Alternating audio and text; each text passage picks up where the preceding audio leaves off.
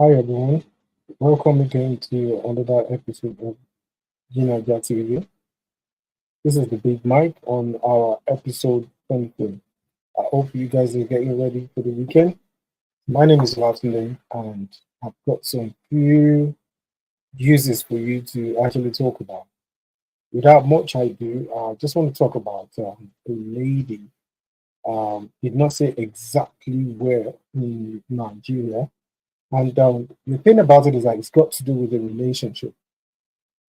This lady, I just gotten married, and she is currently, um, she's basically just gotten married to a guy that I think they actually went to uni together. And what's actually happened is that it happens to be somebody that she hated. I mean, is that even possible? Well, it's not impossible if you actually look at the story itself. I got this story from the Naira line, and I think I have it on video as well. So the main features actually says my worst enemy in school um, actually turned to be my husband. So if we can have a quick look, see what this is like. There we go.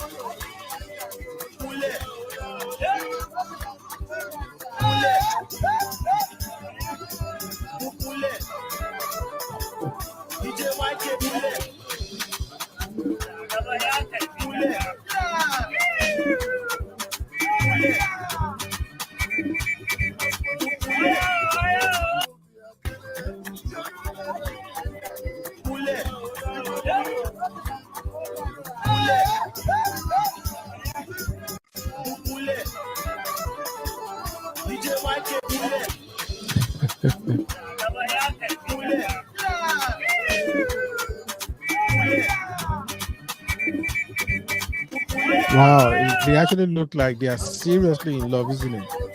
Very lovely couple. Um, it's almost like, is that really, is that really true? It is actually. This is one of the things that we do say about relationship. Sometimes people end up getting married or getting together with somebody, the very last person. There have been some other stories that I've heard before about a gentleman that he used to tell his friends when they were in uni that there was a certain lady that he said he actually hated her, that if she was the last woman on earth, he would never go near her, and all the friends, they were all laughed. But guess what? He actually ended up marrying her, just like this lady. I think the only difference there is that I think the guy used to torture this lady. Unfortunately, we didn't really have more details about what really took place, but there you actually have it. I mean, one of the key things I just say to people is that we are capable of falling in love. You know, I know of people that they are like, if I don't marry this person, I will die, and they are shocked later that after some years, maybe they are with somebody else. They will be like, how did it even happen? I thought I would die. That's the thing about human relationship. It's either you nurture it or it dies. It takes two to actually tango.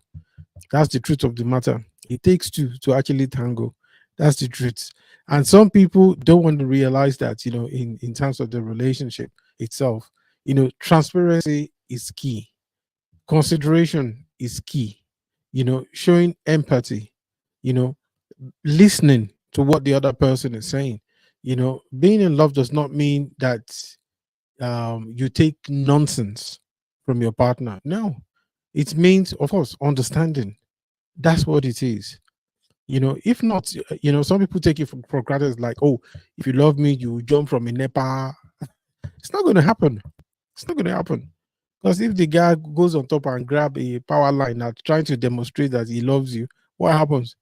The other person will actually go away and marry somebody else. It's as simple as that. Because why the other person is fried like pancake, dead as a dodo. So that's one of the things. Relationship is mutual respect, not taking the other person. Appreciate everything, no matter how little the gesture might actually be. Understand that. There's nothing as beautiful as being in love, falling in love with someone, that actually cares. It's very, very important. Very. So moving swiftly on. Ah, moving swiftly on. I've got another story here. It's about I don't know how to make of this really. I mean, I think you guys will decide. What it is that there was a time there was this demolition exercise was ongoing in in Lagos, and certain individuals were basically saying, yes, go ahead, you know you could do it, yes, that the commissioner that was in charge was doing a great job, and they were like, apparently they said they didn't show any empathy for those people whose houses was destroyed. you know they didn't show any empathy for them. Now I've got this story that's about Akomolafe Enrich Banks, 150 million farm demolished after backing Lagos demolitions. When I was reading this earlier, I felt, um, it's a bit confusing. And I think what it is that this particular gentleman, let me just read it out to you quickly. It says Abuja entrepreneur loses 150 million poultry farm to demolition months after supporting Lagos demolitions.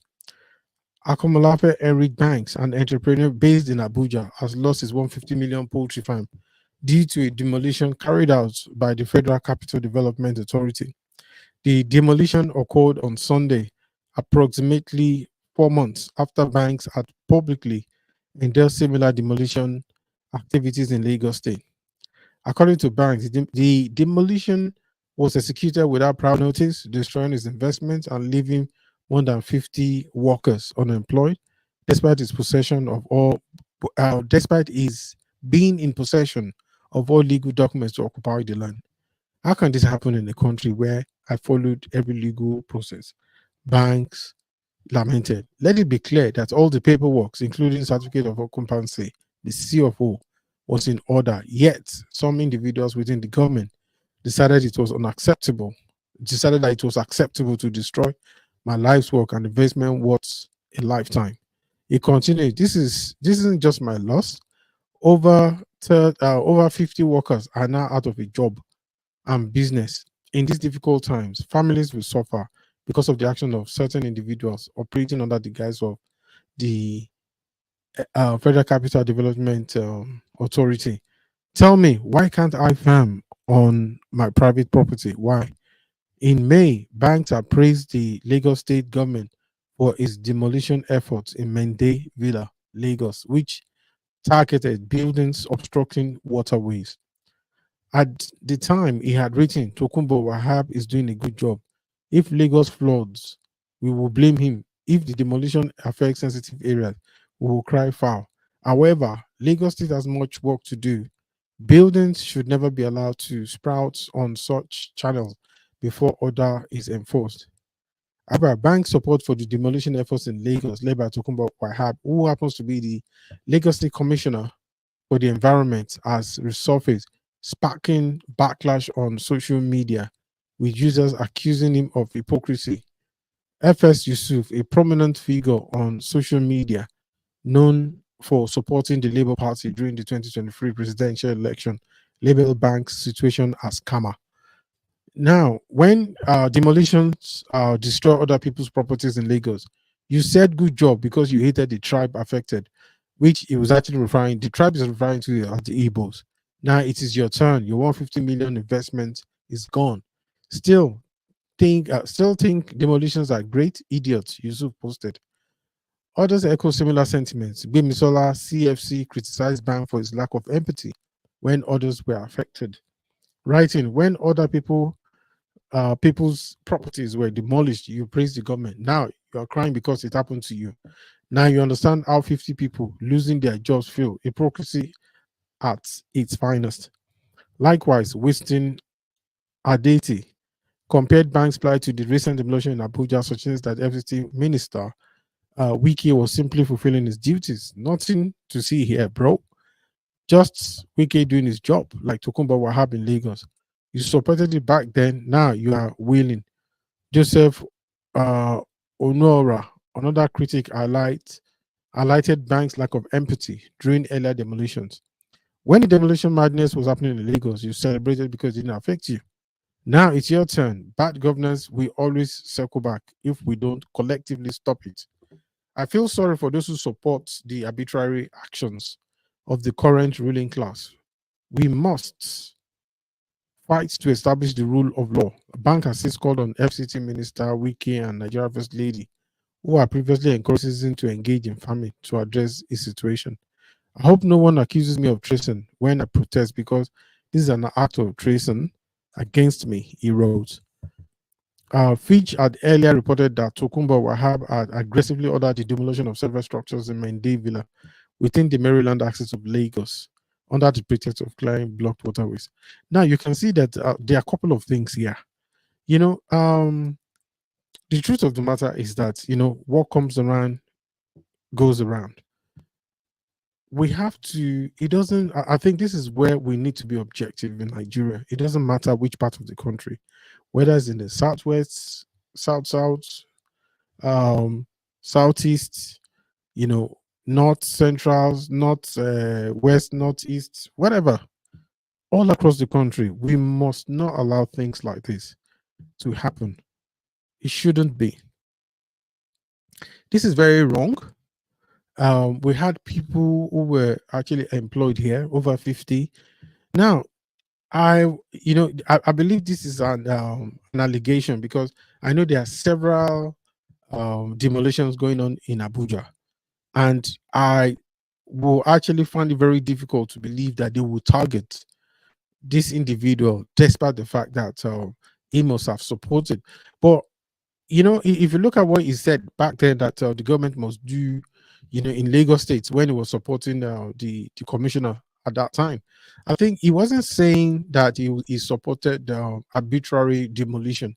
He was saying that properties that were really blocking the waterways. Now, I just feel that there should be fairness, and certain level of empathy, compassion, and compensation must be. If you're going to destroy somebody's property, if there is, is they actually found to be one thing, the government should actually show some empathy by compensating them for the actual value of their properties. Being okay, if you have to do, you have to do it, but compensate them, give them back the money. You know exactly what the value is, then pay them. We shouldn't be doing things anymore in this day and age.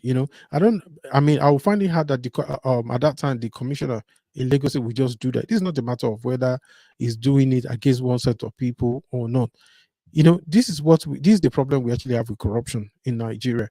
When the corruption is if they are dealing with somebody from another tribe, then the people from that tribe will be like, oh, Omawale Joshi, is our son, is our daughter, leave him, don't prosecute him.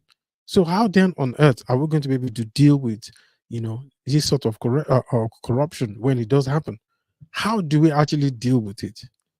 Should we just leave it and just say, oh, because it's my we are from the same from the same region? At this point in time, Nigeria should not be playing regional politics. That's the honest truth. I know it is what it is at the moment, because each of the main regions, everybody, we're all getting married to each other.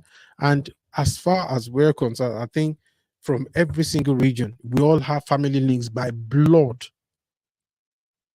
We now need to begin to move forward if Nigeria is to thrive. If not, we're going to be having all these issues. I mean, whatever whatever the situation is in Abuja for Mr. Akomolafe, it's a sad state of affairs, really. It shouldn't be. We shouldn't even have to now be going to go and see the presidency or see the FCT, shall I say, administrator because of. No, we don't need that now. Not in the 21st century. We don't need that. There should be rule of law. There should be, a body where a governmental body that is actually in charge, complete commission that you can go to deal with it. You don't need to go and see one special person. Nigeria is too big for that now. We're dealing with all sorts of crazy stuff. We shouldn't have to deal with this. There should be fairness across every region, every state, because Nigeria is ours. No trial should be made to feel that they are being prosecuted, whether in the southeast or in the southwest or in the north. No, there has to be our integration is of heart and mind. We should stop doing, I mean, because essentially this is almost like some people are saying that yes, he deserves it because it was but look at the context in which he was actually talking. Very important. And I do understand what those people actually do mean, because each himself should have shown some restraint, like, okay, if this thing needs to be, he could have said what he wanted to say. I believe that he didn't really mean to say celebrating people's destruction. He's a businessman himself. And I understand that the value of his business that was actually destroyed is about 150 million in this time and age, and where we're looking for where in Nigeria that we actually need people who are creating jobs. This guy has done very well. He has about 50 jobs. He has over 50 staff fully employed. The impact of that, now that they are all unemployed now, what's going to happen to them? Let's look beyond the good for you, that sort of thing. Let's look at the context in which is that, I will never support anything that will actually affect anybody. And even if you're not Nigerian, but you're able to settle in Nigeria, what about those? We need to look beyond that. We need to start showing empathy to each other. Yes, he has said those things, but two wrongs do not make it right. So those who are saying it are good for you. Honestly, let me tell you that even though you're saying, yeah, karma is a bitch, but you know what? Saying that yourself actually showing that lack of maturity. If he did not show empathy, which I actually believe he should have done as well when he was talking about the situation in Lagos, so he should have sort of chosen his words quite carefully when he was saying those things. Sometimes in Nigeria, when things are not affecting us personally, we tend to be judgmental by saying, good for you. That's almost like what the British would say, knee jerk, reaction. We don't need that. We should think of what we're saying before we start saying things. I actually empathize with Mr. Akomolafe, regardless, because I know it's not, an easy route to actually create a business of that value. He's doing something good now. At least he's one of those people who's creating, he's farming on his land, and he's not stealing, at least as far as I'm concerned, he's not corrupt, and we need more people who are creating jobs. We need more people who are creating businesses in Nigeria. It's not importing, it's not importing things there. He has a poultry farm that is producing, chicken meat. Yes, he shouldn't have said it the way he said it back then.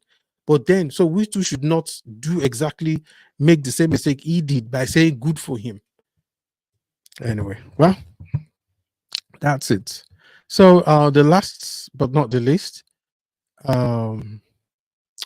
is about I mean, honestly, driving in Nigeria is if you think you can drive, come to Nigeria. Especially Lagos. I remember I actually went to for a funeral some years ago. Well, not really that long, maybe like about 4 years ago.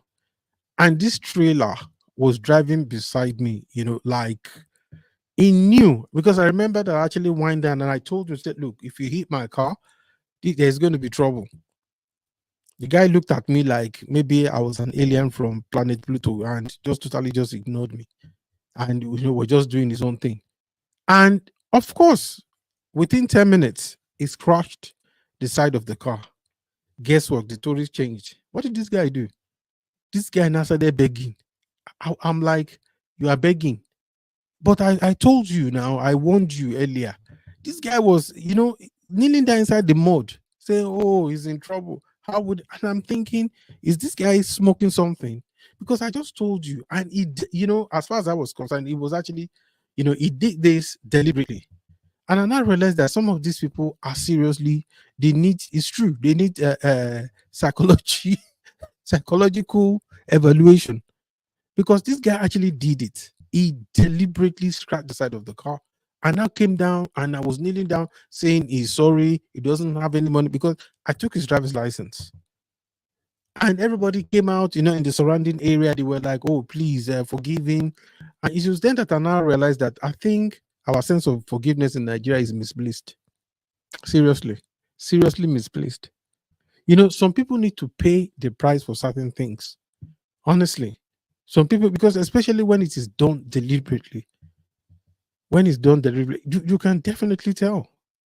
You can tell. Now, let me actually share this story there. It's a classic. Definitely a classic. This guy actually hit the car, an SUV. Now, what they normally do is that once they hit an expensive vehicle, they will be like, man, and they know what they're doing. They know that, look, they don't have shinkbang in their pocket. So they know that, oh, by the time they start rolling on the ground, you will just leave them. Because do you want to go to the police station? You don't even want to have that stress, because all you'll be thinking that, I mean, just look at my car, an expensive one at that. Let's look at this. Now, it said, funny moment, a taxi driver pretended to faint after crashing into an SUV. This is this guy is mad. Let's look Watch at the the video. hilarious moment a taxi driver pretended to faint after crashing into an SUV. However, he was briefly seen scratching his chin before continuing to act as though he had Look fainted. at that car. Don't forget to like, share this video, and leave your thoughts in the comments. Look at the car. That's a Toyota. I don't know what model of I mean, that car is expensive. I show you. It might be that car is not a cheap car. I think it's a Mazda. Is it Mazda or Toyota SUV? That is serious wahala. He now pretended to faint. The person that fainted that is scratching his chin. If I was that SUV guy, I would just say, no, don't worry. I'll just tie his car. I will just tie his car straight to my bumper and just start taking it home. I will sell that to repair. I mean, come on. This is crazy. This is exactly what they do every time. This is what they do every time. They will create wahala. After creating the wahala, then they will be like, oh, I am dead. Nah, they should not. It doesn't work. They should be prosecuted. Seriously. The guy knew what he did. Definitely knew what he did. And he's on the wrong side. That means that you were because Nigeria actually drives they drive on the right side of the road. So this guy is on the right side of the road. So he left his own lane. He's supposed to be on the left lane. This thing happens every time. These guys they're just simply mad. I have some comments here. Somebody said very hilarious, yet very painful. Do you know to slap him out of anger, knowing the way we behave in Nigeria? He definitely knew that he had incurred a huge debt in this trying time. May God help him find mercy in the hands of the man. If he did not drive recklessly. Then somebody else said, anytime he wakes up, the reality of the damage where he don't cause, they wait for him. Somebody else said he will wake up in police custody. It's true, honestly. it's just one said person way faint, him head still dey high. He not even drop for the seat. Well, there you go. So anyway, folks, I just want to say thank you, everyone.